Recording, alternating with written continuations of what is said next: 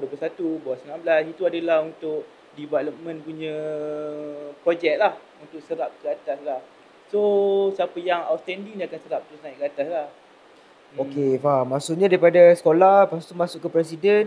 Kalau katakanlah someone tu memang rezeki dalam bola, memang dia akan lalu lah benda-benda Dia tu. akan lalu Sampailah lah. dia main yang club Yes. punya ni lah. Ya, betul. Faham? Okey, so maksudnya hang main club tahun 2000? Aku start 2017. 2017? 2017. So main presiden lah. Main belia. Perak. Main belia. Lepas 17, 18. And then aku pergi ke Felda United.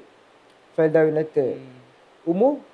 Felda United tu aku umur 19, 20. 19-20 dah ke Felda lah. Ke Felda. Macam mana nak balik pergi Felda?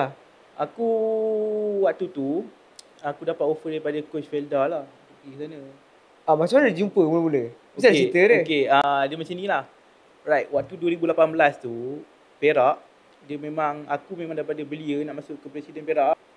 So waktu tu memang coach memang tengah serapkan budak-budak belia ni masuk dalam presiden Perak.